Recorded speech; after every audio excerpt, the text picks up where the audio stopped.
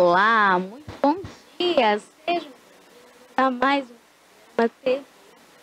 Quero agradecer o seu carinho, a sua audiência, você ligadinho através do canal 24, pela operadora a TV Cabo aqui da Bahia. Quero agradecer também a sua audiência, você ligadinho no nosso canal do YouTube. Não esquece de fazer a sua inscrição, ativar o sininho todos os dias. Entramos ao vivo com notícias da Bahia, Brasil e mundo. Compartilhamos informações, entrevistas e quadros especiais. Falamos sobre saúde, esporte, qualidade de vida, especialistas, entrevistas importantíssimas, política, economia. A gente tem de tudo, inclusive direito. E hoje é mais um dia especial. Hoje estou aqui no estúdio com Abraham Feldman, ele que é responsável aqui pelo quadro Entenda Direito, traz aqueles assuntos para você e com certeza você tem dúvidas e ele responde tudo. Quem também está conosco aqui no estúdio é a Maria Antonieta, nossa tonezinha, com mais um PQP. Ela tem muitos assuntos aqui para hoje e com certeza você de casa não vai perder. Bom dia, Abraham, bom dia, Toné. Bom dia, Pérola, bom dia, Dr. Abraham Feldman, bom dia a todos. O PQP de hoje tá cheio, tá recheado. Primeiro nós vamos falar da Paixão de Cristo, que a FIC e a Prefeitura estão apoiando, não estão realizando. Que isso realmente era um espetáculo que é encenado tradicionalmente aqui em Itabuna, com artistas locais. Há muitos anos, mas há 5 anos que não montaram mais o espetáculo. Vou voltar ao assunto. A demissão do ministro Juscelino Filho, que é ministro das Comunicações. Ele não pediu demissão, ele foi convidado a se demitir. Por quê? Desvio de verbas das tais emendas parlamentares. Um escândalo no Planalto. Outra notícia também importante que a gente vai falar aqui é sobre a Imasa, que no dia 7 de abril não foi só o dia do jornalista, celebrou-se também o Dia Mundial da Saúde. E a Imasa está celebrando a qualidade da água tratada. Só que não tem água. Pérola. Bom dia, doutor Abraham. Bom dia, Pérola. Bom dia, Toné. Bom dia a você que está em casa nos assistindo mais uma vez, mais uma quarta-feira. Hoje o nosso tema é relevantíssimo e de extrema importância. Ontem, dia 8 de abril, foi o Dia Mundial da Luta contra o Câncer. E nada mais adequado e pertinente do que nós, aqui no Entenda Direito, trazermos para você que está em casa os direitos que as pessoas com câncer têm. Então a gente vai bater esse papo de forma clara, de forma objetiva e simples para que a gente crie respostas boas, soluções e não dúvidas. A gente já vem ao tema. Olha, então pode rodar a vinheta, lembrando que qualquer dúvida, qualquer pergunta que você tiver, deixa aqui em nosso chat, a gente traz aqui essas perguntas ao doutor Abraham Feldman, ele responde tudo aqui com muito carinho para você de casa. Pode rodar a vinheta e hoje é dia do quadro Entenda Direito.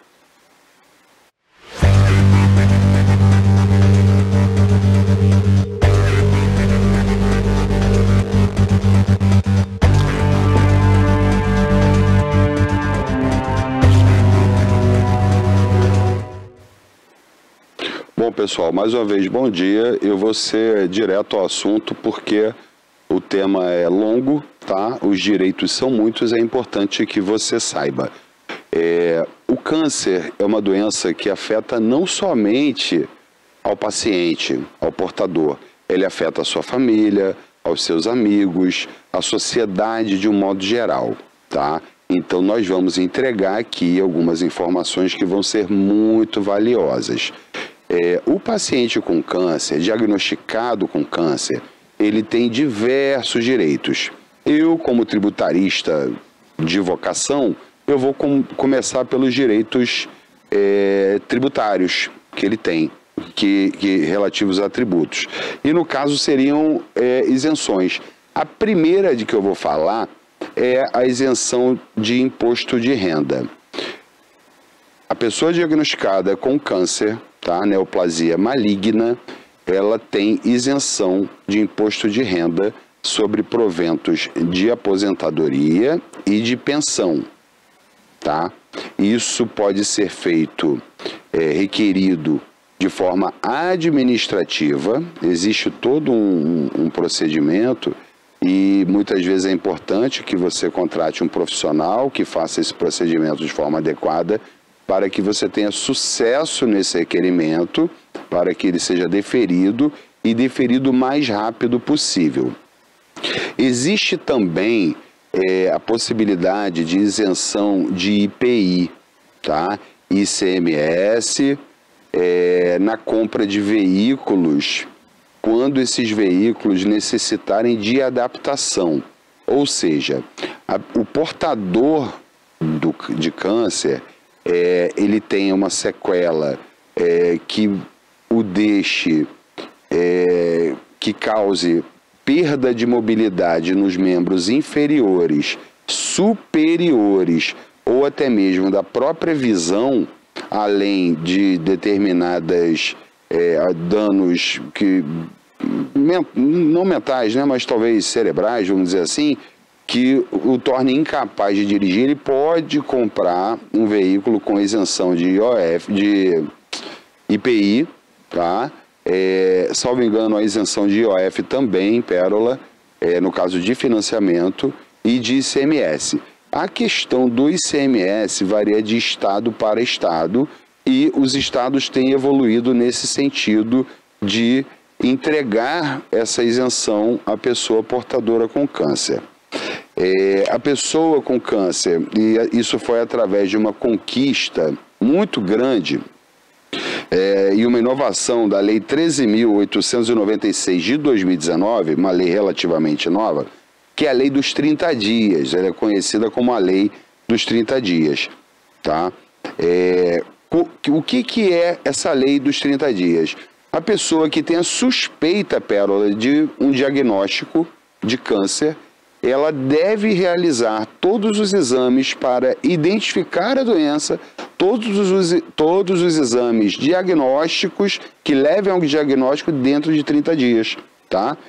E existe também a lei dos 60 dias, que é anterior à lei dos 30 dias, que é a lei 12.732 de 2012, onde os pacientes oncológicos, ou seja, aqueles já com diagnóstico de câncer, tenham o seu tratamento iniciado dentro de um prazo máximo de 60 dias, tá?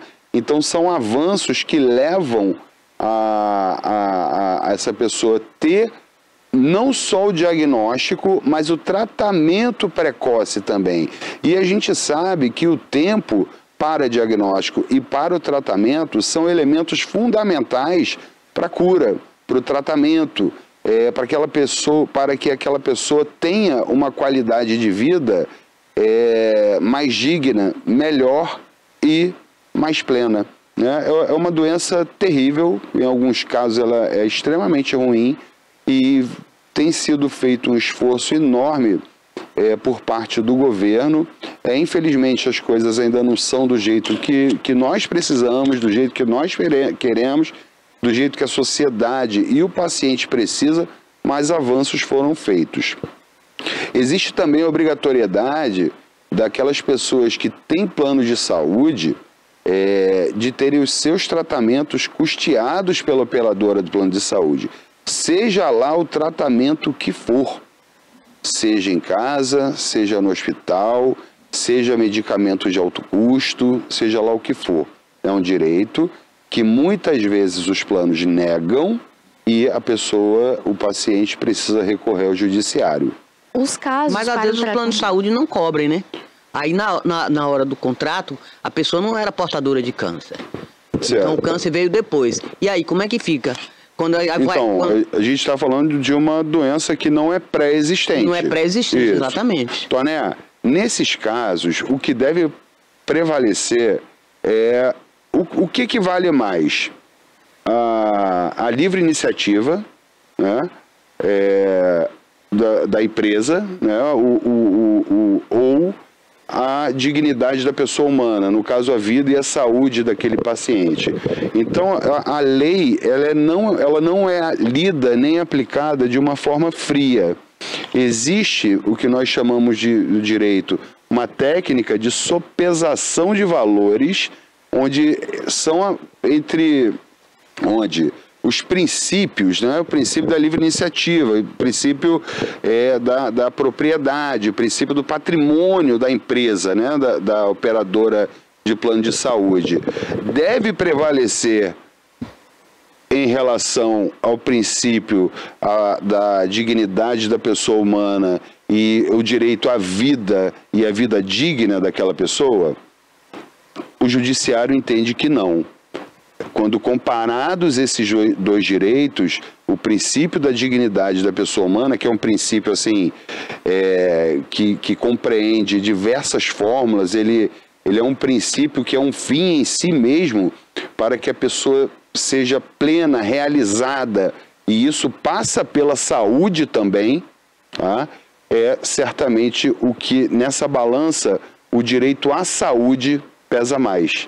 E o judiciário entende também nesse sentido. E para a empresa, entendeu, Abraham? Não é mais nenhuma relação, é relação cliente. Sim, a relação cliente. A relação cliente. Eles querem lucrar, é diferente. Sim. Então, se tá doente, a doença, como você disse, não é pré-existente, apareceu depois. Então, a operadora tem a obrigação de custear, de cobrir algum tratamento? Então, a doença não é pré-existente, ela apareceu depois, ela tem obrigatoriedade sim. É? Tem, sim. O contrato pode até dizer que não, mas a gente muitas vezes consegue no judiciário uma resposta positiva para isso. O que aquela pessoa precisa é do tratamento. Ela precisa do tratamento. E é o papel dos operadores do direito, e aí a gente inclui o judiciário, entregar aquele tratamento àquela pessoa. O que não exclui também o dever do Estado em entregar o tratamento àquela pessoa. Porque aí não exclui. A empresa pode dizer, não, a saúde pública também pode cuidar disso, pode ter o tratamento de radioterapia ou de quimioterapia, também já pode ser feito pelo SUS. Então... Pode, inclusive se o próprio SUS não dispuser imediatamente do tratamento, se ele for um pouco mais demorado, se o remédio for de alto custo, pode-se ingressar na justiça também para conseguir, e o judiciário tem deferido esses pedidos. Porque esses medicamentos oncológicos são altíssimos. Carérrimos, não são baratos. São. Eu tive um caso específico que eu vou comentar aqui. Um cliente meu, um amigo meu, ele teve um tipo de câncer e o tratamento dele consistia em ele tomar uma injeção semanal. Eu não sei se era quimioterapia, não sei qual dava exatamente o nome, mas ele tinha que tomar uma injeção semanal de determinado medicamento. E cada ampolinha daquela custava R$70 mil. E o tratamento era para ser feito pro resto da vida, tá? Ele ia ter que, pelo menos por um longo tempo. Eu não lembro se era o resto da vida, não, mas por um longo tempo. O plano de saúde negou o tratamento, a gente entrou na justiça e conseguiu fazer com que ele recebesse o tratamento. E tá? conseguiu? Conseguimos sim, ele recebeu o tratamento. Infelizmente ele veio a falecer em decorrência de complicações da doença, mas ele recebeu o tratamento sim. R$70 mil por semana, dá R$280 mil por mês. E no a caso, operadora de plano de saúde pagou. Aposentadoria. Se pode antecipar uma aposentadoria, que direitos tem o portador de câncer? Então, ele começa, quando é diagnosticado, ele tem a licença para o tratamento. A licença para o tratamento já gera o direito ao auxílio-doença, certo? Que é um benefício previdenciário. É previsto em lei, já tem. Tá lá. Para os segurados de INSS, ele tem o direito ao auxílio-doença. E aí tem uma continha lá, um valor muito próximo do salário que ele recebia, do salário de contribuição, tá? Se em decorrência do tratamento, caso venha, ou em decorrência da doença, ele venha a ficar incapaz para o trabalho, ele pode sim ser aposentado, tá? E ele, enquanto aposentado, ele é isento de imposto de renda, tá? E sobre essa questão do imposto de renda... Agora, que categoria ele entra aí? Não é o quê?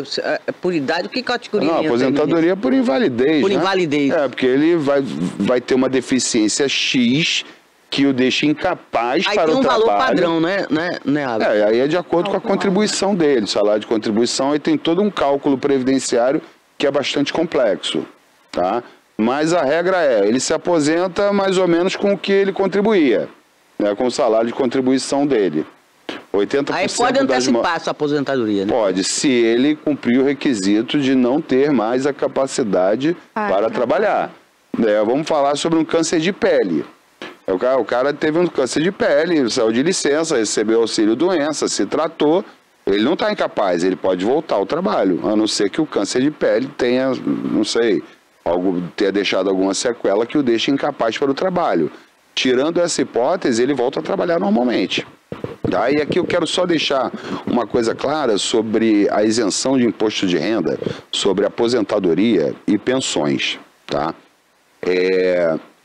Ela pode retroagir no tempo, essa isenção, tá? Até os 5 anos passados, desde que o laudo que tenha diagnosticado aquela doença, ele considere ali ele tenha a data de surgimento da doença. Porque assim, a medicina avançou tanto e quando ela percebe, fulano está com um carcinoma na bexiga, um exemplo aqui, e pelo avanço, pelo estágio da doença, ele surgiu 4 anos atrás, em maio de 2021. Então é possível que a gente retroaja essa isenção para que a pessoa receba aqueles atrasados, porque ela não deveria ter pago. Tá? Então, além de ter os efeitos dali para frente, existem os efeitos retroativos, onde é possível a gente buscar essa restituição do que foi pago indevidamente. Tá? E é um valor, é um dinheiro que pode ser muito relevante para você, não para você, né? Para a pessoa que que é portadora de algum tipo de câncer, porque o tratamento é caro. As despesas não são só as do plano de saúde, são diversas despesas, viagens, consulta médica, muitas vezes a consulta o médico especialista não aceita o plano de saúde que ele tem e teria que ser aquela pessoa, aquele profissional. Então é importante sim você fazer valer os seus direitos, tá?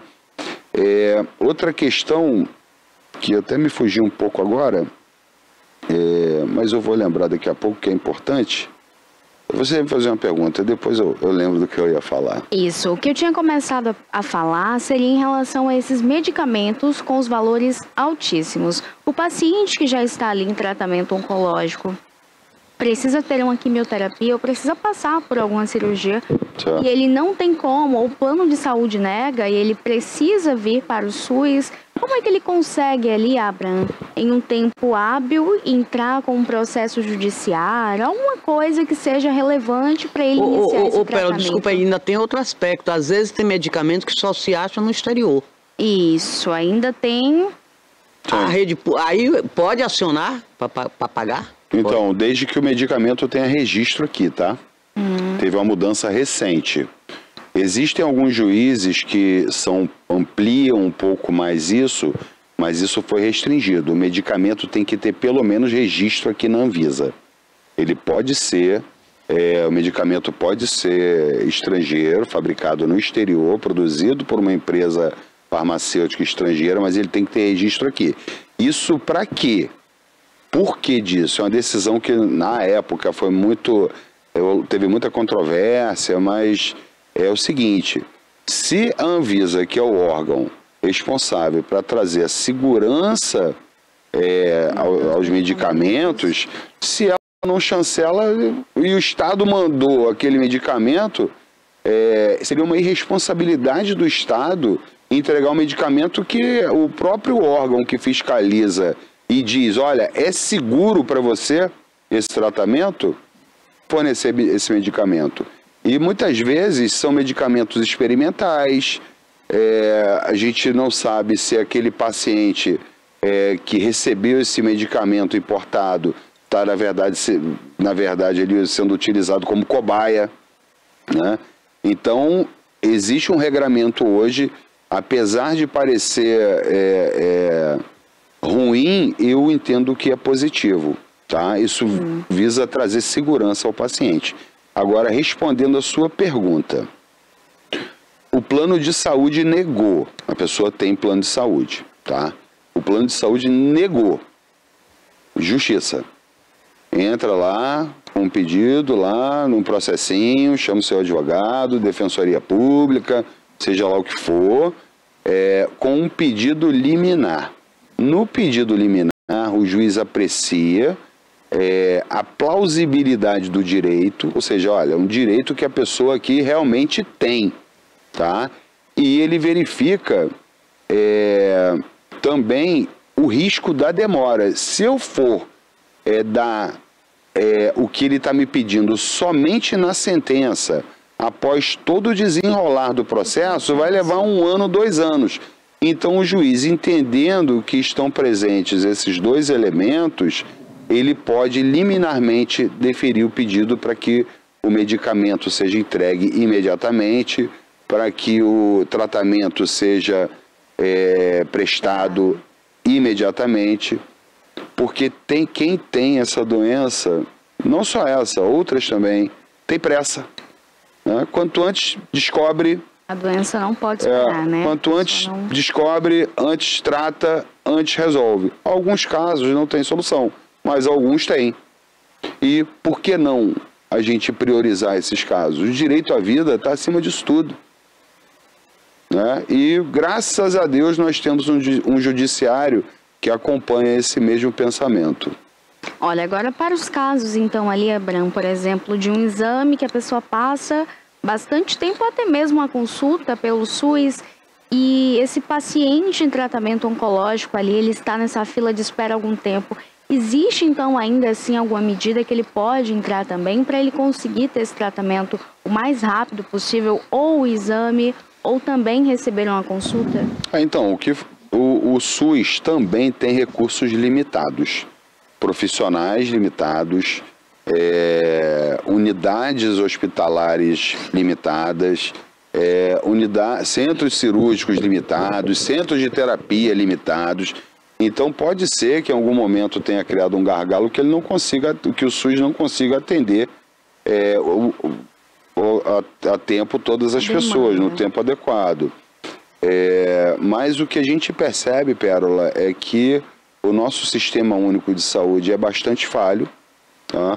Ele não consegue muitas vezes atender a tempo a quase todas as demandas e tem que se recorrer ao judiciário, né?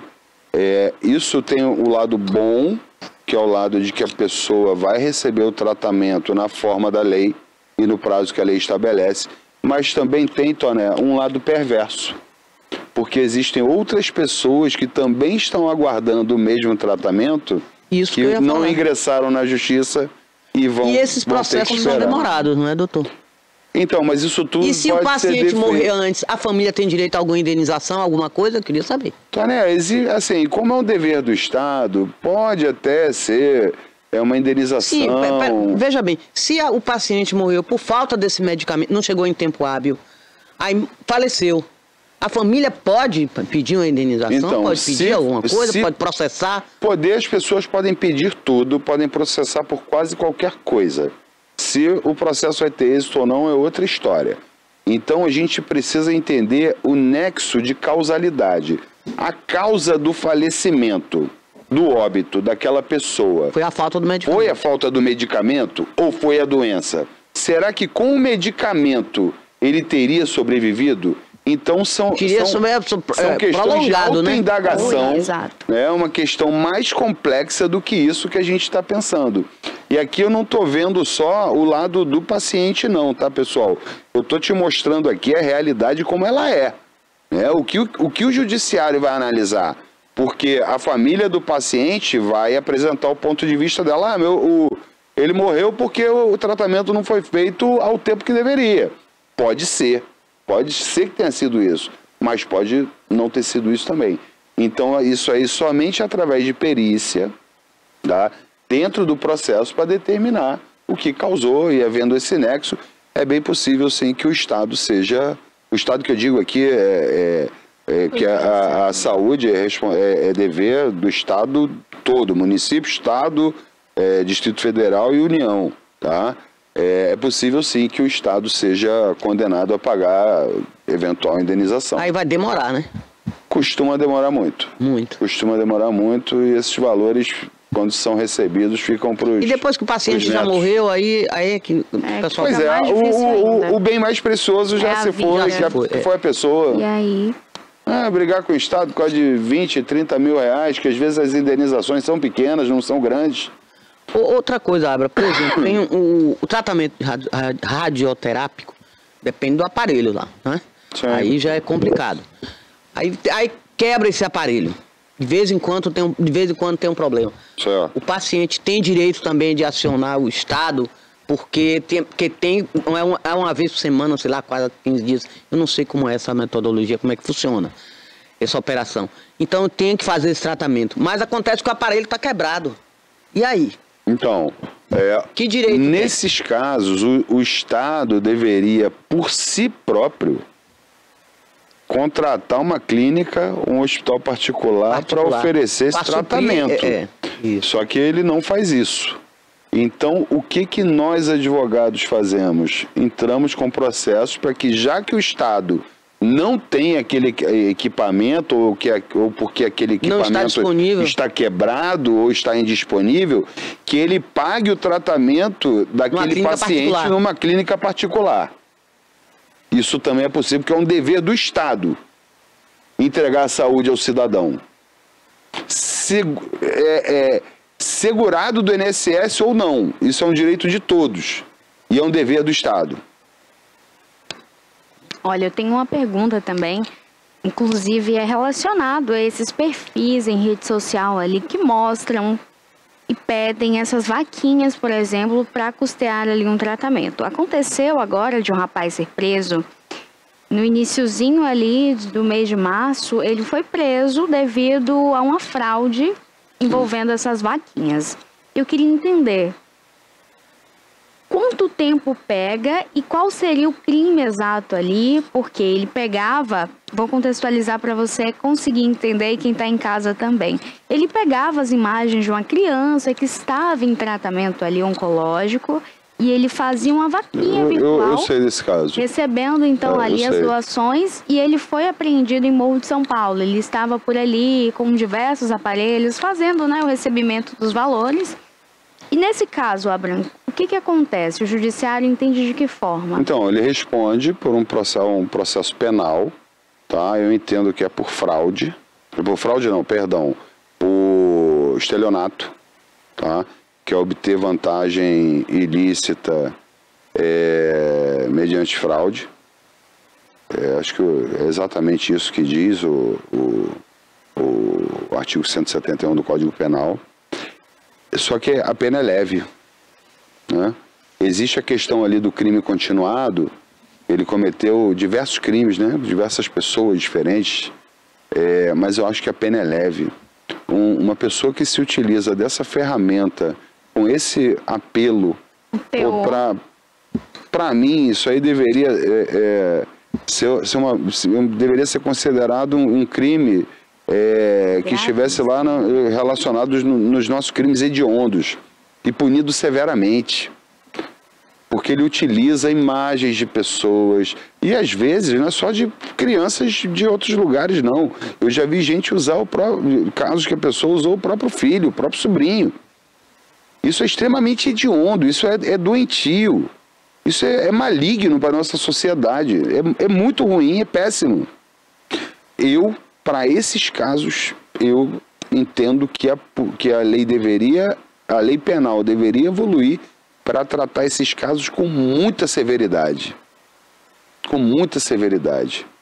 As pessoas que fizeram a transação, que fizeram o Pix, pode também entrar ali com a denúncia, se sentindo lesado, então, para acreditar e, claro, ver ali e acaba tendo, né, registrar a ocorrência, né, para ter para ser restituída o valor pago. E há uma restituição desse valor? O dinheiro provavelmente já gastou, né? Essas pessoas fazem isso para passear de lancha, comprar iPhone, comprar camisa do Jacarezinho. Então esse dinheiro provavelmente já foi gasto. Eles não pegam esse dinheiro e aplicam no fundo de investimento. Pegam esse dinheiro para esbanjar. Pelo menos foi isso que eu tenho visto. E para mim essa pessoa que faz isso merece condenação e menosprezo. Eu não vou falar de apedrejamento em praça pública, porque não existe isso no nosso Código Penal, né? Esse tipo de pena aqui no Brasil. Só no Irã. E alguns outros países também. Mas para mim uma pessoa dessa merece total e absoluto desprezo. Se a gente tivesse, na época lá de Tiradentes, quando ele foi condenado, ele deveria sim ser condenado conforme o código da época, né? Condenado à morte e condenado à morte para sempre. E condenar à morte para sempre é você retirar da pessoa, de todos os assentos civis, os registros dela e da família. É como se ela não tivesse existido na história. Você já teve a curiosidade de ver a sentença condenatória de Tiradentes? Não. Vou trazer um dia aqui. Xavier. Eu vou trazer um dia aqui de curiosidade para mostrar. É impressionante como foi feita. Ele foi condenado à morte para sempre. Ou seja, ele foi retirado dos registros, dos livros, né, de registros civis que existiam à época. Ou seja, se ele saiu, se ele tinha filhos e ele não tem registro, os filhos dele também deixaram de existir. A família dele deixou de existir. Desculpa, Toné, pode continuar. Foi triste, viu? Não conhecia não esse lado dessa história. Mas hoje a gente vive um outro direito, isso já foi muito superado. Toné, estamos chegando ao fim, hein? Mas só essa última aqui. Eu quero saber sobre a questão hospitalar, no hospital. Por exemplo, tem a UTI. Aí tem um paciente de câncer. Ele tem prioridade? Como é que vai fazer isso? Toné. Aí, no caso, o processo seria o quê? Contra o hospital, contra quem? Se não atendeu, a pessoa precisava de um UTI, era urgente, e não tem leito, não tem vaga, colocou outra pessoa no lugar, e aí? Isso é uma situação complexa, A decisão é o que? É do hospital? Então, como é que você vai tirar... A UTI tem 10 leitos. A escolha de Sofia. Os leitos estão todos ocupados. Ou seja, quem está ali está por alguma coisa grave para estar na UTI, né? Então, tem que aguardar a abertura de leito. Né? Ou alguém se recuperar para que abra espaço para outra pessoa, porque não dá para mandar tirar alguém... E se o paciente morrer, problema, né? Nesse caso aí... Fazer o quê, né? A falta de leito, assim, a gente viu isso muito claramente na Covid, faltava leito. Então as pessoas morriam antes de chegar à UTI. Isso é uma realidade não só do Brasil, é uma realidade no mundo. E o que eu ia falar, os de câncer devem aumentar muito. Tem um dado aí que eu não tenho ele aqui, mas os casos de câncer estão aumentando muito. E se o Estado... essa informação é o Instituto Nacional do Câncer, né? O INCA. Então... esses dados. E se o Estado, o aparelho estatal de saúde e os hospitais particulares não se prepararem para isso, vai faltar tratamento, vai faltar leito, vai faltar vaga. Isso aí já não é mais uma hipótese, uma suposição. Vai acontecer, os casos de câncer vão aumentar. A nossa alimentação hoje é completamente diferente, o nosso estilo de vida é completamente diferente. Isso traz consequências também, e uma delas é o aumento expressivo dos casos de câncer, que vem aumentando ano a ano. Bom, Pérola, você tem uma última pergunta, porque já me mandaram fechar a matraca. Olha, eu só teria uma pergunta relacionada ali aos pacientes que precisam, além do tratamento, a família também que se desloca, às vezes, de uma cidade para outra. Excelente pergunta. Itabuna também é referência aqui em tratamento, principalmente o tratamento para criança. Então, vem de diversas cidades circunvizinhas e, às vezes, a família não tem como custear ali um local para ficar, para se abrigar nos dias que precisa fazer esse tratamento. Existe alguma lei, um direito, por exemplo, para essa família ter, então, esse valor custeado, um local para ficar, alimentação? O local para ficar não existe lei que obrigue. Existem algumas instituições que oferecem esse lugar. Ilhéus, por exemplo, tem, que é a Casa de Apoio à Pessoa com Câncer, que faz um trabalho maravilhoso lá. Mas existe uma lei de transporte gratuito, tá? Existem algumas companhias aéreas, uma em específico eu sei, tá? Eu não sei se eu posso falar o nome dela aqui, não, né? Não. É uma companhia que ela oferece gratuitamente o transporte aéreo para o paciente que comprove que precisa viajar para outro estado, outra cidade, e precisa viajar de avião, comprove a doença e a marcação do exame ou da consulta ou do tratamento. Inclusive, se ele precisar de acompanhante, o acompanhante paga somente 20% do valor do ticket aéreo, do bilhete. E o transporte municipal e intermunicipal também, tá? Bom, o assunto de hoje foi esse, pessoal. Foi muito curto o tempo. A gente pode voltar depois. Manda suas perguntas aqui para o nosso... Se tiver alguma dúvida, mas foi muito esclarecedor, viu? Vou pedir para o Cássio colocar aqui o Instagram lá do escritório e a gente pode responder a você.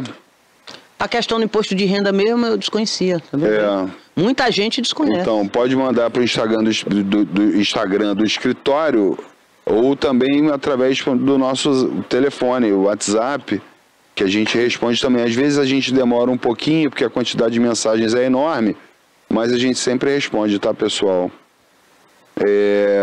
Então, pessoal, mais uma vez, obrigado aí pela sua audiência, por prestigiar o nosso programa sempre. E eu deixo agora a bola aqui com a minha querida, minha amada Maria Antonieta Toné e com a nossa querida Pérola. Um excelente dia para vocês e um dia maravilhoso para você que está em casa.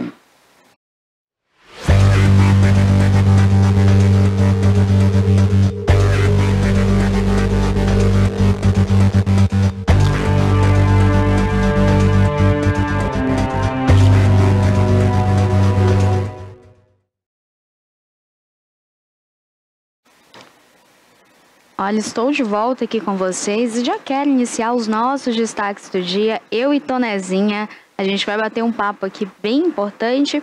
E olha, eu já quero iniciar então com uma notícia aqui de Ilhéus, uma notícia bem importante. A Casa Jorge Amado havia tido alguns pertences ali roubados e agora a Polícia Militar, além de apreender um dos suspeitos, a Polícia Militar também conseguiu recuperar esses objetos. Esse caso, então, que envolve aí a Casa Jorge Amado ali no Centro Histórico de Ilhéus, o suspeito afirmou, então, que os itens, eles estavam escondidos ali em um casarão abandonado também no Centro Histórico de Ilhéus. No local, com o apoio da Polícia Civil, a Polícia Militar conseguiu localizar e recuperar, então, diversos objetos ali que foram levados da instituição. Por exemplo, um short estampado ali azul, uma camisa florida, uma boina cinza, um chapéu, um relógio e também um cinto. Tinha uma máquina fotográfica também aí. Que foi levado também por eles. Que Jorge usou há muito tempo, usava há muito tempo. Ele sempre andava no pescoço com uma maquinazinha fotográfica. Bem antiga. Essa máquina também foi furtada. Agora eu não entendo, viu, Pérola? Porque a maior parte do acervo, eu não sei porque não levou tudo logo, está no Teatro Municipal, inclusive aberto à visitação pública, no Teatro Municipal de Ilhéus, ali próximo ali, naquele mesmo quarteirão. Eu não sei porquê. Então não levaram todo o acervo, deixaram os objetos, cara. Nesse casarão está fechado para reforma, então a insegurança está em todo lugar. Os ladrões foram lá e roubaram. Agora eu não sei para quê, qual é o interesse. Só quem entende de cultura para roubar esses objetos, saber que são valores, que tem valor. Não é? Valor material, como é que eles vão fazer essa avaliação? Quanto é que vale aqui essa máquina, quanto é que vale aqui esse short, quanto é que vale esse boné? Não sei. Alguma coisa, eu acho que foi uma coisa aleatória. Um foi preso, recuperaram parte do roubo, agora ainda falta um outro suspeito, só pegaram um, né?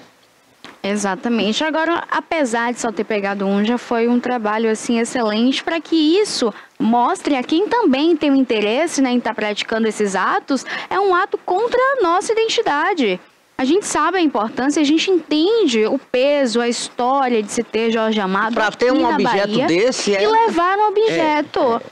É ridículo, chega a ser assim, uma vergonha de fato. Você não pode imaginar o valor, além do valor material, tem também o valor imaterial, tem que importância para a cultura. História, exatamente. A cultura, para a literatura nacional e internacional. Jorge Amado realmente é um ícone da literatura, no mundo inteiro, traduzido em mais de 20 línguas.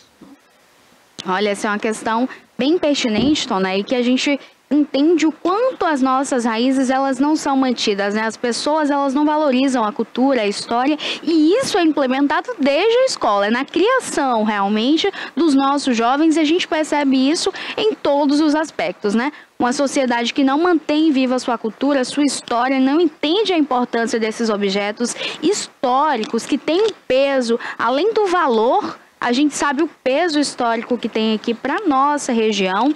A gente sabe que ele é reconhecido mundialmente, traduzido em diversas línguas, diversos países amam, leem.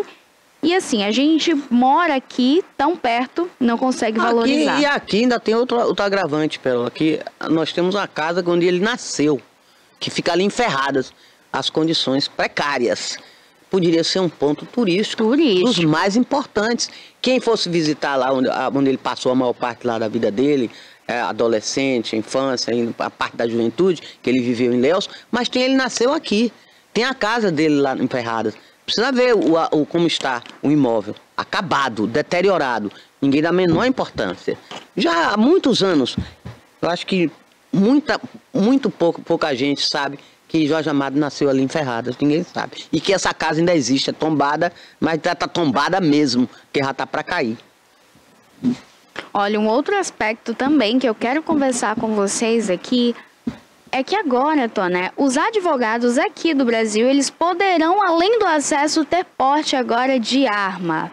Vai tá acontecendo aí uma reviravolta e um burburinho em cima disso, porque muitos são a favor, outros já ficam contra. O que eu acredito para a segurança do próprio, sim, é um ponto positivo. Além de que, para ter esse porte, não basta apenas ter a carteirinha da OAB. Terão ali alguns requisitos, alguns critérios a serem constatados. Então, exames ali também psicológicos, a pessoa precisa estar apta. Então, não é ser advogado, não é ter apenas a sua carteirinha da OAB que vai lhe dar esse acesso, esse porte à arma, então, aqui no Brasil. E tem repercutido aí muito esse ponto onde as pessoas não entendem que não é só ter a carteirinha, e sim ter os requisitos, preencher os requisitos ali para, então, o porte da arma de fogo. A gente entende que hoje o Brasil, por diversas questões, a gente percebe a segurança e também questões que faltam a segurança aqui para diversas profissões. O advogado, ele que está ali em audiência, ele às vezes, né, vai mediar uma situação, ou o seu cliente está em uma situação mais delicada e às vezes acaba gerando algumas inimizades. Então isso, para além da segurança do próprio, gera ali a segurança também para o seu cliente. Claro que vale ressaltar, é importante colocar isso à frente, que não é por ter o porte que é necessário o seu uso. Ai, tô com uma raivinha, não gostei do resultado ali da sentença, não gostei do que o cliente está... Não é assim. Então, vai ter sim o porte, mas precisa cumprir toda uma grade de requisitos para que você consiga, então, ali, utilizar desse meio, né, de segurança, uma coisa que vai também beneficiar ali, acredito que, muitas pessoas.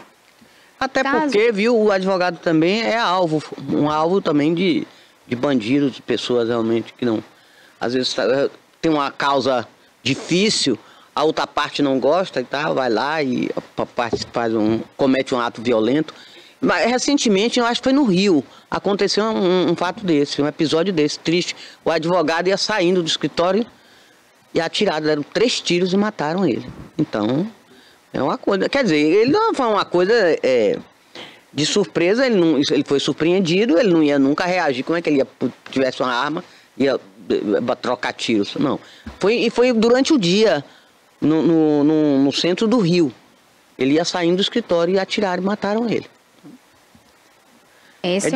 É uma coisa, como você falou, é polêmico mesmo, é uma lei meio polêmica, se deve andar armado ou não.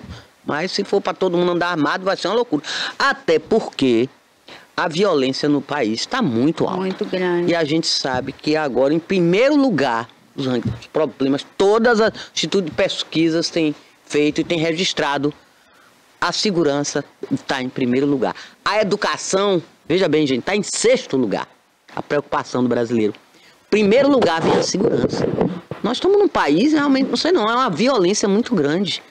O celular é roubado qualquer hora, qualquer dia da noite. E rouba e mata. Mataram um ciclista do nada. O cara nem reagiu em São Paulo e atiraram, mataram o rapaz. É muito triste isso que a gente está vendo no nosso país. Virou uma loucura. Durante não é nem à noite, é durante o dia. Não importa se tem pessoas em lugares movimentados. A bandidagem aparece e mata. A sangue frio.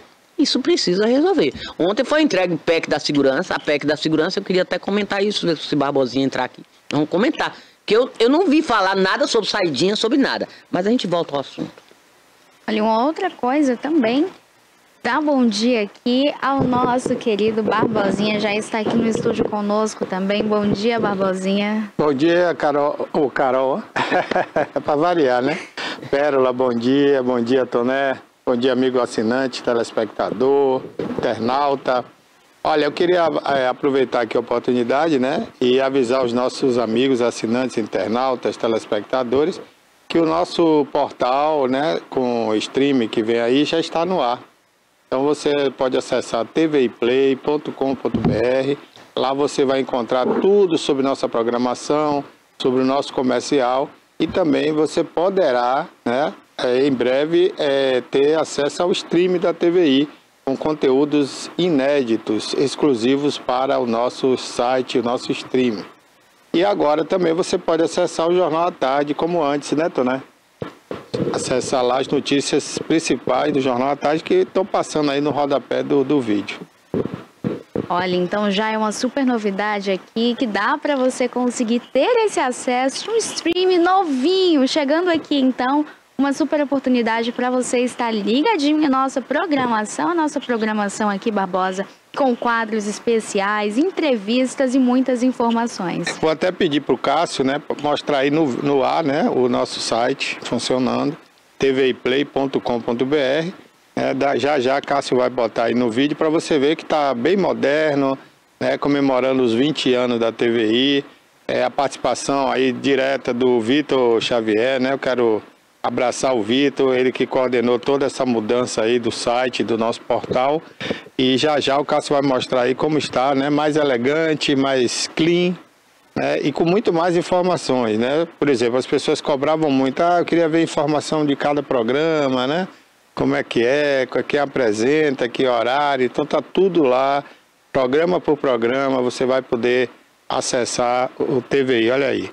Tem a foto logo de início aí, né? Todos os apresentadores da TVI, nós somos a TVI, né? É a nova campanha de publicidade da TVI. Aí você vê tudo sobre os programas. Pode subir aí, Cássio. Olha aí, ó. Aí tem todos os apresentadores, todos os programas. Cada quadrinho desse aí, né? Cada capa dessa aí de programa, você vai poder clicar ali e ter informações de cada programa, entendeu? Então é bem responsivo, inclusive é celular. Se você abrir ele no celular, você vai ver também tudo que está aí. Tem o ao vivo, né, da TVI. Você pode assistir a TVI ao vivo, aonde você estiver, quando você quiser, né? Tá logo ali embaixo, ó, ao vivo, e tem um botãozinho ali piscando, ó, ao vivo. Se você clicar ali, vai cair no ao vivo, né? Olha aí, né? Então tá aí, não pode esquecer, viu, Cássio? Tem que conferir sempre o link aí, se tá ok, do ao vivo, hein? Pra gente não sair do ar aí. como aconteceu agora, né? Olha, então essa é uma super novidade aqui da TVI. São 20 anos contando a sua história, fazendo parte da sua história, claro, tendo você aqui pertinho. Uma nova plataforma de um jeito super moderno, que dá para você clicar aí de forma fácil, entender sobre o nosso programa, entender sobre os nossos quadros, esporte, direito, olha, muita novidade vindo aí também, muita modernidade, conexão pop, política, aquele dia também com aquela diquinha de cinema, de cultura, de arte, aquela poesia linda para você escutar e se encantar. Tem muitas dicas aí, ó, para você ficar de olho no som. Tem muita modernidade e vem também, né, Barbosa, quadros especiais aí, estreando também ainda esse ano. É, muita novidade. Eu não vou dar spoiler aqui, né, mas breve a gente já vai anunciar oficialmente aqui, vem caras novas aí mais ainda, né?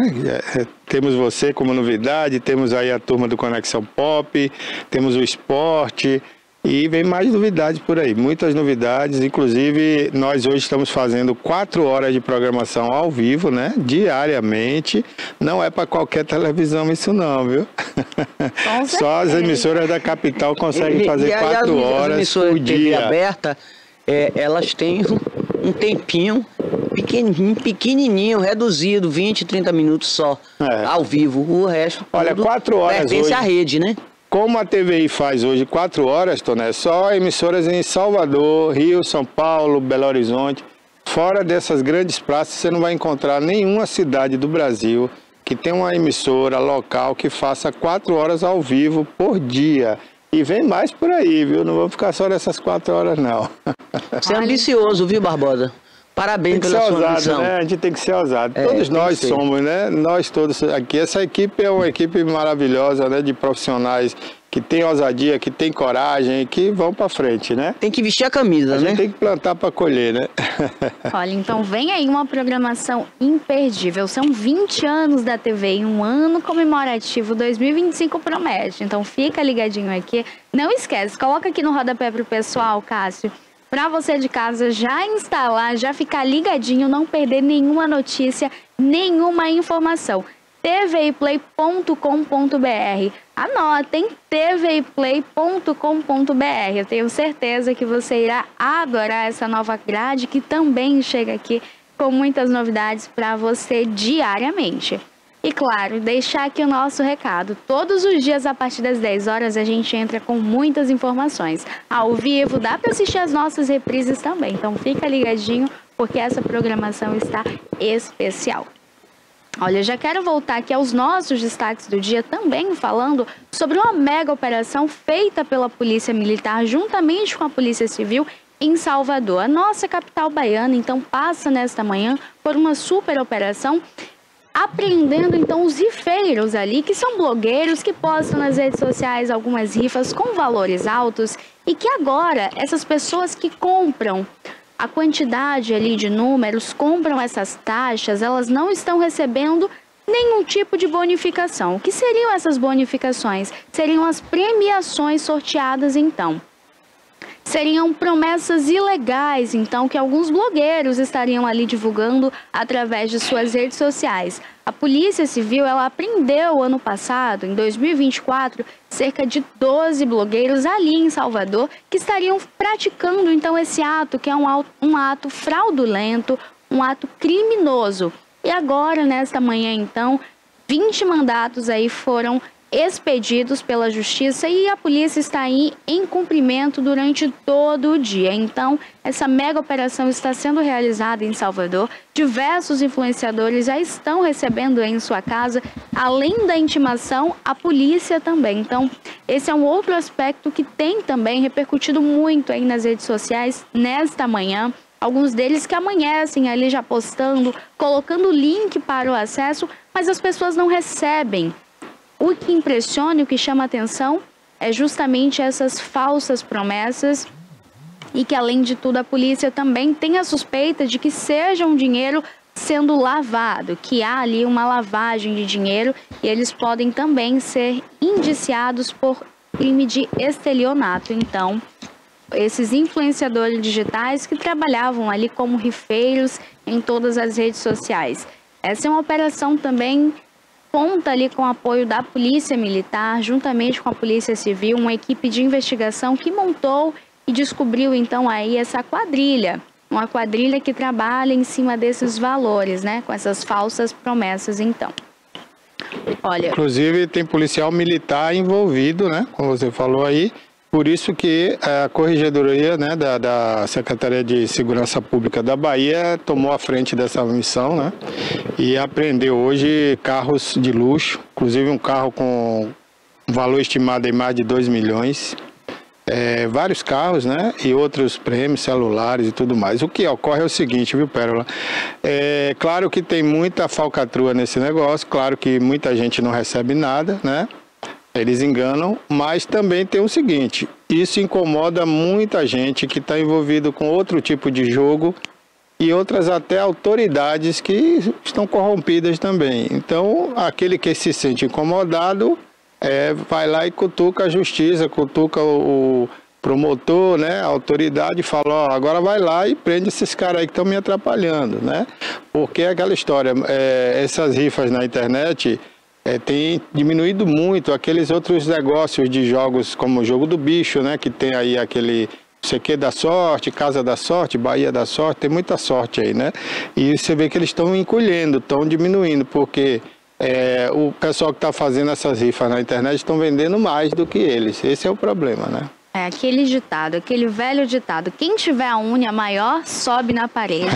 Se incomoda e tem ali alguns problemas, de fato é isso que acontece. Olha, uma outra questão que eu quero trazer para vocês é uma atualização sobre o caso de ontem que noticiamos de 2 lanchas que colidiram ali em Morro de São Paulo.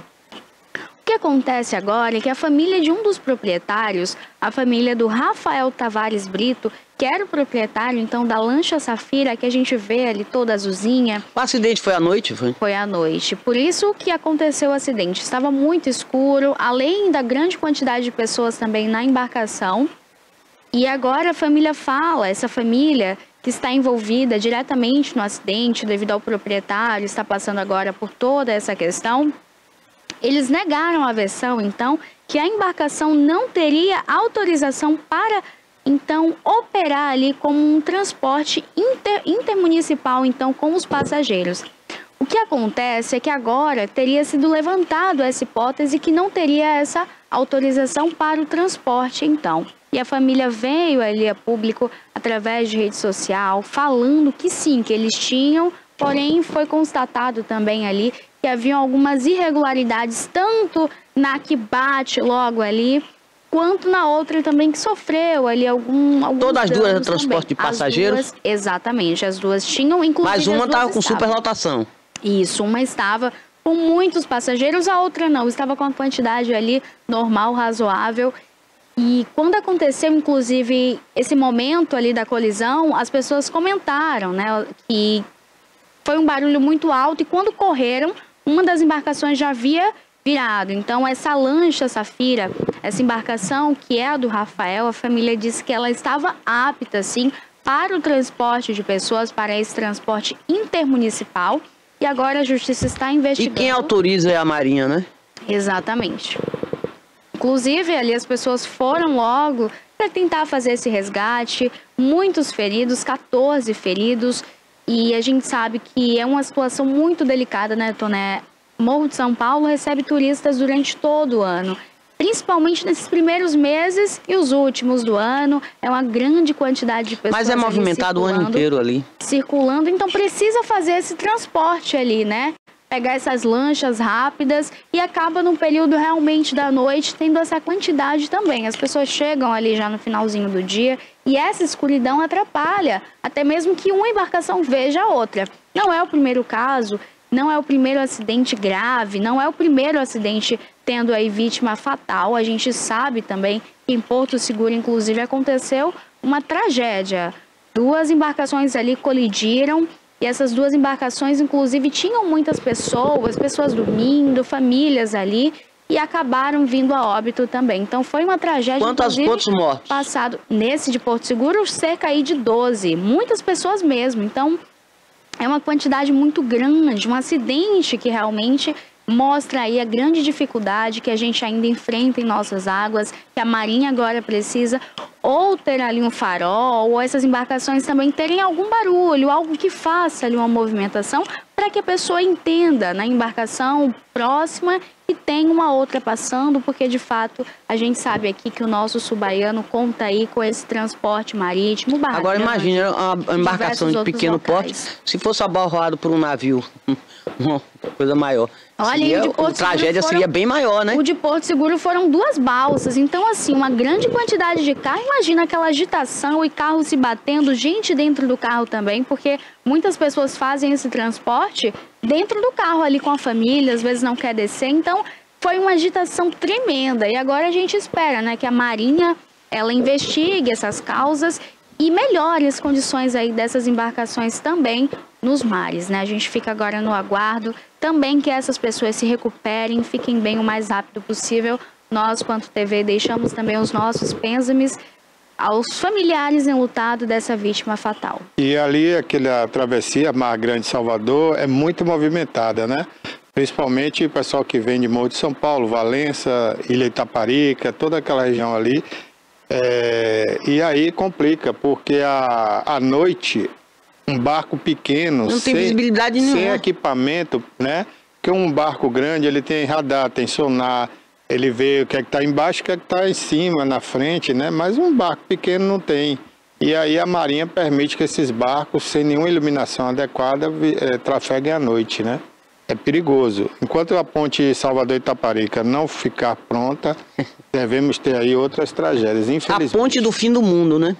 Mas é uma ponte caríssima, viu? Ontem eu estava vendo a sondagem que está sendo feita, né? Nós vamos ter ali pilastras com mais de 400 metros de profundidade. É muita coisa, viu, Toné? É muito cimento, muito ferro. Mas eu acho que o Estado, a Bahia, já merece isso há muito tempo. Mas há muitos muito anos dinheiro, isso, né? Barbosa. É muito dinheiro. Agora tem o quê? Investimento chinês, né? Também, né? Um banco chinês está aportando recurso, né? Para que depois, né, o governo possa fazer a privatização, né? Da ponte. Espero que não seja uma via Bahia da vida, né? Só para cobrar pedágio. Tem que ter também manutenção, né? Olha, eu queria até aproveitar aqui a deixa que você está me dando aqui, né? Vou falar aqui de um perigo que está surgindo aqui já há algum tempo no Brasil, né? Que é a falta de... Aliás, o uso indiscriminado de antibióticos, não só em pessoas, como também na agricultura, né? No Brasil, no agronegócio. E isso está preocupando especialistas que dizem que nós vamos ter aí por volta de 25, 30 anos... mais de 39 milhões de mortes causadas por bactérias que ficarão mais resistentes a medicamentos, né? Então, o que é que acontece? Às vezes a pessoa, Toné, que está me assistindo agora, né? Dá uma dorzinha, aí vai numa farmácia e pede um anti-inflamatório. Por ignorância, né? Às vezes ela não sabe que o anti-inflamatório é um produto muito perigoso. Ele não vai só desinflamar aquilo ali, mas se ele for mal utilizado, ele vai criar bactérias no corpo dela mesmo resistentes a certas doenças, né? Então, com o tempo, não é na primeira vez, mas você vicia naquilo, aí você compra uma caixinha de antibiótico, tem lá 28 comprimidos. Aí você toma 2, acha que melhorou e larga para lá aquele remédio. Mas aí é automedicação, né? Mas isso todo brasileiro faz, Toné. Ou você acha que todo mundo vai ao médico porque tem uma dorzinha na perna? Vai pagar uma consulta de 500, 600 reais para ter uma receita. Não tem condição, Toné. Um país que o brasileiro ganha R$ 1.200, ele não pode pagar R$ 600 a um médico. E no posto de saúde, se ele for lá para tentar uma consulta, ele vai esperar tanto que quando o médico for atender, a dor já passou. E se precisar de remédio, nunca encontra no posto de saúde. Pois é. Então ele vai na farmácia, compra aquele remédio, o farmacêutico às vezes até orienta, mas ele não está nem aí. Ele tomou 2 comprimidos, melhorou, então ó, tchau, não quero mais, né? E aquilo ali é uma dosagem que não era adequada para aquela medicação, porque aquela bactéria, ela se alimentou daquele remédio, não morreu, então o próximo remédio daquele já não vai mais fazer efeito, né? Então aí a doença daquela pessoa vai se tornando crônica. E a bactéria vai ficando cada vez mais forte. Aí ele pensa que melhorou, mas não é. Às vezes é um paliativo que resolveria com analgésico comum, não precisaria ser um anti-inflamatório, né? E a nossa agropecuária também está utilizando muito isso, né, em animais e na própria plantação, para combater outras pragas, né? E acaba não usando na dosagem correta por falta de orientação de técnicos profissionais. Olha, essa questão da automedicação, ela é pertinente de fato. A gente sabe que as pessoas, elas fazem o uso dessas medicações, embora se fale muito. Eu vou trazer até uma medicação aqui que ela é bem usada e eu acredito que você Às vezes serve para uma pessoa, mas não serve para outra. Amoxicilina. Quem nunca tomou amoxicilina? E a gente usa... Mas a amoxicilina precisa de receita. Indiscriminada. Mas ainda assim existe ali a compra. Ainda assim a gente sabe que vende. Porque, veja bem, o farmacêutico, ele estudou para isso, né? Então ele está ali apto a receitar também. Sim, agora, sim, mas tem uma lei agora, brecaram. Não mas o Conselho Nacional de Farmácia já recorreu. Porque não, o cara não vai estudar. É melhor o farmacêutico receitar, indicar a medicação do que o balconista. Com certeza. E o cara estudou, ele estudou. Claro, exatamente. Ele estudou 4 anos. O balconista só tá vendendo ali. Aquela mulher ali que trabalha na farmácia como farmacêutica, porque hoje é obrigado... Inclusive, Toné, em grandes farmácias você não vai encontrar só um balconista. Tem que ficar 24 horas o farmacêutico. As grandes farmácias hoje, os balconistas todos são farmacêuticos. Isso é importante. Eles não contratam mais qualquer pessoa para botar no balcão. Então, isso agrega um valor, você sente mais confiante. Mais segurança, exatamente. Mais segurança. E o farmacêutico estudou a posologia do remédio, né? Ele sabe ler a bula, sabe interpretar. Então, ele não vai passar um remédio errado para a pessoa. Às vezes, ele sabe mais do que o médico, naquela condição do remédio. Me dá um remédio para dor de cabeça, me dá um remédio aqui que eu tô com dor de barriga. Aí o balconista vai lá, não, toma esse aqui que é bom. Às vezes dá até um mais caro, indica um mais caro. O farmacêutico, ele não vai examinar o paciente, que aí não é um papel dele, isso é um papel do médico. Ele vai examinar o remédio. Olha, você está se queixando dessa dor, tal, né? Eu vou te receitar esse remédio e assim que você puder, você vai para o médico. O remédio é para aliviar a sua dor, é para passar seu problema. Né? Às vezes é uma dor, às vezes é uma micose, às vezes é uma coceira, tem vários problemas, né? Então o farmacêutico não vai deixar o cara ali passando dificuldade até achar um médico. Então ele receita aquele remédio e recomenda que o paciente procure depois um médico. Eu não vejo nada demais nisso, né? É muito bom isso aí. Agora, um remédio que tem uma posologia para a cabeça, para problemas mentais, para outras questões psíquicas, tarja preta, aí eu aconselho que a pessoa não procure direto à farmácia, a não ser que ele já tenha uma receita, né? Mas tem farmácias que burlam, viu? Às vezes você vai sem receita e vende. Mas aí não pode hoje mais não, Toné, porque assim, é tudo controlado. Então, por exemplo, a farmácia ela adquiriu 200 caixas de tarja preta marca tal. Tem que ter a nota fiscal. E a fiscalização é feita... A nota fiscal e você ainda dá suas...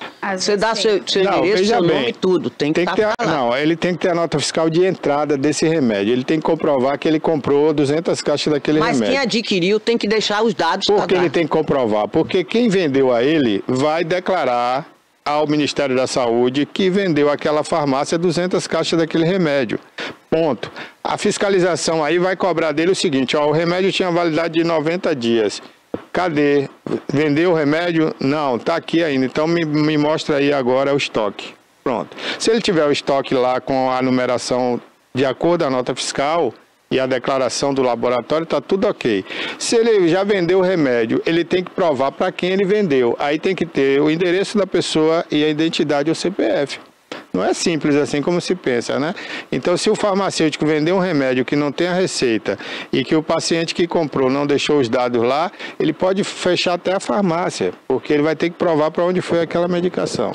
Exatamente. Então, é importante que você de casa se atente também a isso, né? Até porque agora vem uma nova onda aí também de Covid. A gente sabe que aqui em Itabuna também está tendo um surto aí de Covid. Os números para os testes de Covid vem aumentando, então qualquer dorzinha que se sente em casa, não é só pegar um remedinho, tomar. A gente entende que essas bactérias, esses vírus, eles podem se tornar resistentes, então que a gente faça uso aí de antibiótico apenas tendo ali, olha, prescrição médica. E esses remédios também aí, tarja preta, é importante salientar aqui, precisa ter um acompanhamento médico, você precisa ali, olha, ter tudo bonitinho, horário, saber exatamente a dosagem e, além de tudo, as receitas também. Inclusive, é importante a gente falar aqui sobre essas receitas. Não é todo tipo de receita que também vai ser aceito ali nas farmácias, né? Esses medicamentos ali para o uso da saúde mental, eles têm ali uma cor,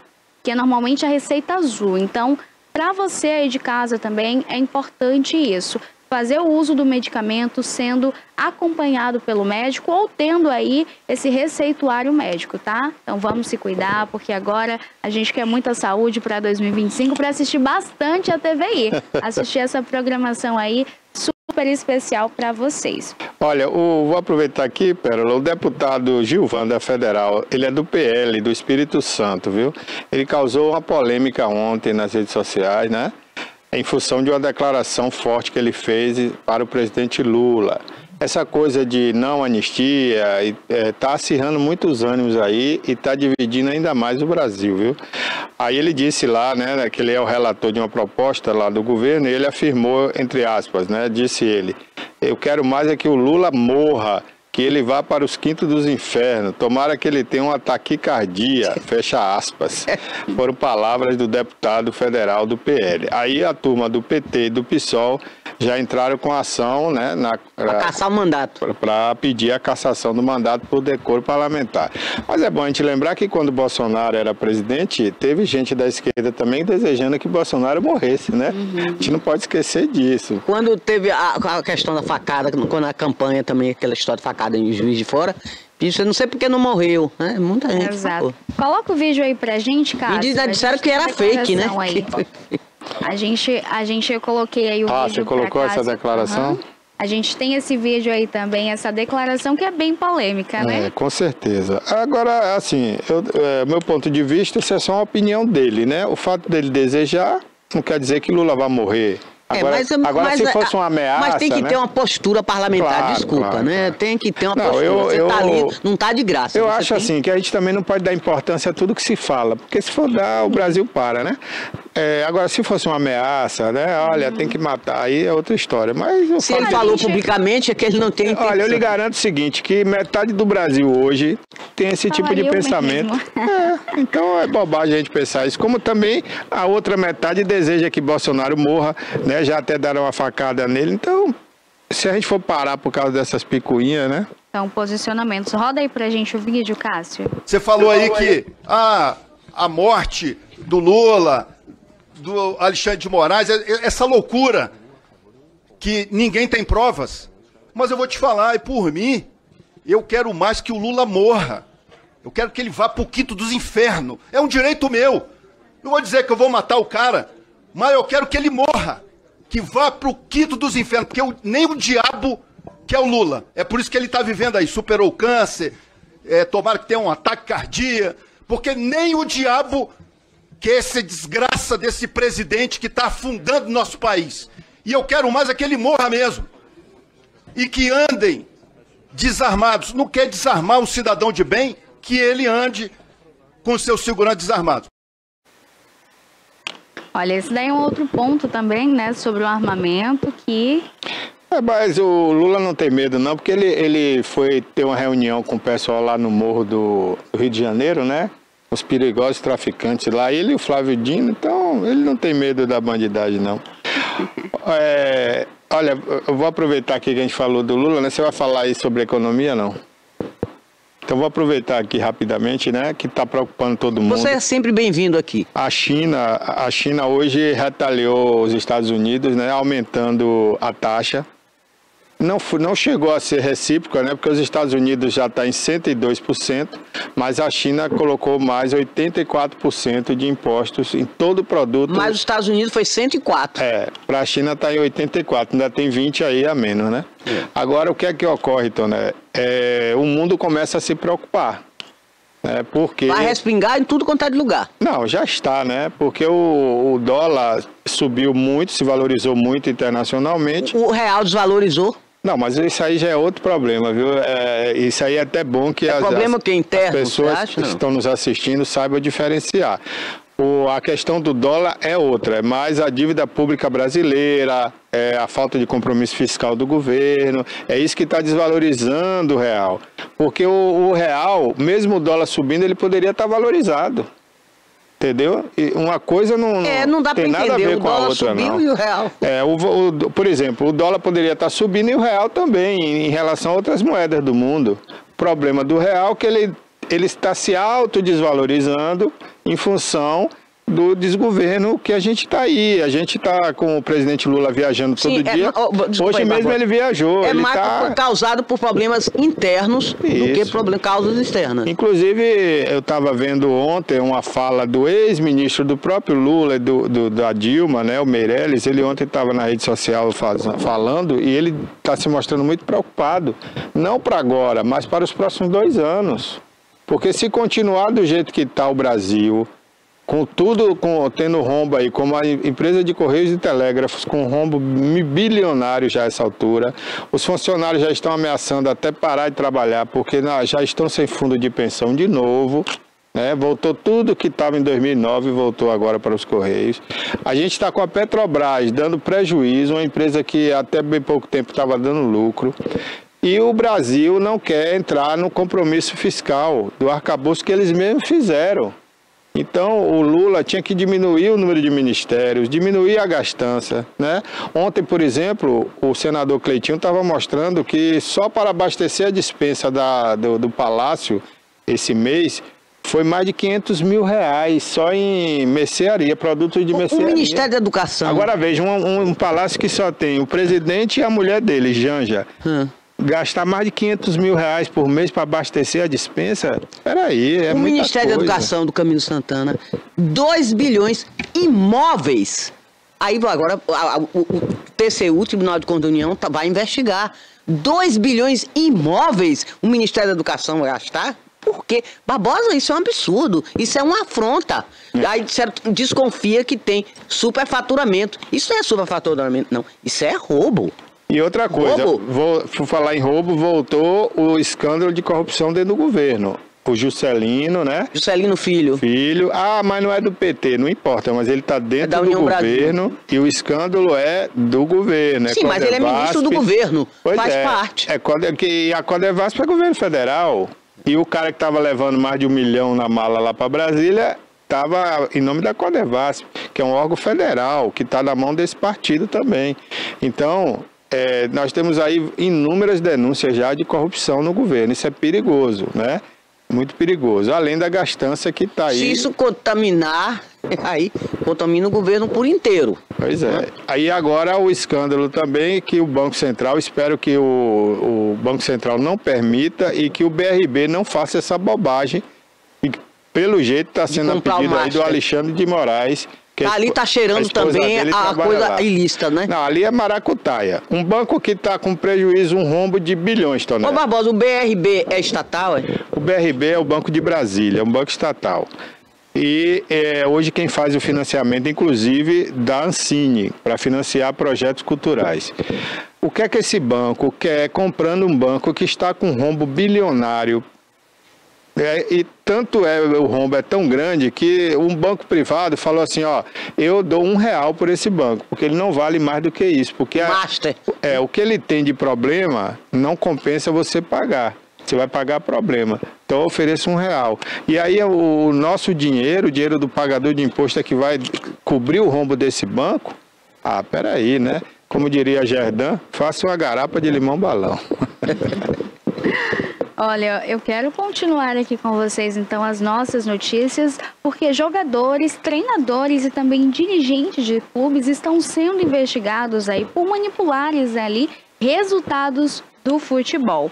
Então, aquele jogo que a gente assiste, aquele jogo que a gente gosta de acompanhar o nosso time, então, os resultados estavam trazendo ali uma certa desconfiança, para além dessas casas de apostas que a gente sabe. E quando você joga, aposta um valor naquele time, às vezes o número, olha, eles te oferecem ali o dobro, o triplo para você sair, ou às vezes empata, você não entende o resultado. Então, tem jogador também ali, olha, que estava sendo pago por esses clubes de apostas e eles estavam fazendo ali recebendo alguns cartões amarelos, sendo suspensos do jogo e, além de tudo, aceitando também ali, olha, o gol do time rival. Então, essa mega operação, ela está acontecendo, investigando aí, além dos jogadores, os treinadores, os dirigentes também dos clubes. Cássio, não é esse rapazinho, não. Pronto. Então, além de toda essa investigação aí, essas casas de apostas também começaram ali já a anunciar nas redes sociais, falarem sobre que não tem ali nenhuma manipulação atrás disso. Um dos jogadores também, o Paquetá, jogador do Flamengo, Tonezinha, ele falou ali também em suas redes sociais que ele não faz parte de nenhum desses esquemas, então, com esses clubes, com essas apostas, mas os fãs, eles ficam ali, olha, entre não sabe se acredita no que está já sendo noticiado pelo jogador, de que ele não fazia parte de nenhuma dessas manipulações ali para os jogos de futebol através dessas casas de apostas, e outros já falam que o Paquetá, ele fazia ali, olha, algumas jogadinhas que eram estratégicas, justamente porque ele precisava receber o cartão amarelo ou precisava ser expulso do jogo para que essa casa de aposta ela conseguisse ali, né, lucrar cada vez mais. Então, esse é um dos assuntos também que gira aí em torno do futebol, as pessoas tentando também entender o que está acontecendo ali. E tudo isso aí gira em torno do quê? Do dinheiro, nessas casas de apostas, colocando cada vez mais aí nesses times. Olha, uma outra coisa que eu quero falar aqui com vocês também é sobre o nosso caso aí, Tonezinha, aqui de Itabuna, a Paixão de Cristo. O que você trouxe aí da Paixão de Cristo, Toné? Olha, eu estou até entrando em contato para ver se eu consigo trazer aqui o novo bispo diocesano aqui de Itabuna, que é Dom Jailton. Foi muito prestigiado, que até o governador veio pela posse dele. Mas nós queremos falar aqui sobre a Paixão de Cristo, que é um espetáculo, era um espetáculo que foi encenado há décadas aqui em Itabuna e tem uma tradição muito grande, não só na comunidade católica daqui de Itabuna, como de toda a região. Só que tem mais de 5 anos que não consegue montar esse espetáculo. E esse ano eu fiquei surpresa. Eu vi um cartaz e um release da prefeitura dizendo: Prefeitura e FIC apoiam o espetáculo Paixão de Cristo. Apoiam. Agora, não foi explicado no texto que tipo de apoio é esse. Quem está fazendo? Quem está fazendo é um pessoal, um grupo Irmãos da Fé do bairro Mangabinha, que mantém o intercâmbio cultural com a paróquia Santa Rita de Cássia de Ilhéus. Mas isso sempre foi, a realização não era apoio, a realização da Paixão de Cristo sempre foi pela FIC, a Fundação Itabunense de Cultura e Cidadania. Agora, há mais de 5 anos que o espetáculo tem raízes por aqui, com elenco 100% itabunense, deixou de ser encenado, o que tem gerado protesto e indignação por parte da comunidade católica. Que na sexta-feira, que é de praxe, toda sexta-feira a população ia acompanhar o espetáculo nas ruas. Aqui em Itabuna, o espetáculo agora, apoiado pela FIC, vai ter a seguinte programação, presta atenção. Às 10 horas de sábado, de manhã, não estou entendendo, dia 12, itinerante pela Avenida do Cinquentenário, com as 14 estações. Já na terça-feira, dia 15, às 7h30 da noite, na Praça Rio Cachoeira. E no domingo, dia 20, às 17 horas, no Centro de Cultura Adonias Filho, com entrada franca. Agora, eu não entendi. Sexta-feira Santa, que era o ápice, que eu já vi coisas maravilhosas aqui. Eu vi no estádio Luiz Viana, a ressurreição de Cristo. Foi um negócio lindo, um negócio tão perfeito, tão bem feito, tão criativo. Um negócio super interessante, lotado, tinha mais de 5.000 pessoas. Agora, esse ano, Itabuna ficou de fora da Sexta-feira Santa. Não vai ser encenada aqui, a Paixão. Sabe aonde vai ser encenada? Com apoio da FIC, nas escadarias da Catedral de São Sebastião, em Ilhéus. Quer dizer, a gente fica realmente chateado, porque não era um negócio de Itabuna. Não, já só Itabuna pode fazer? Não, mas a gente fazia e fazia bem.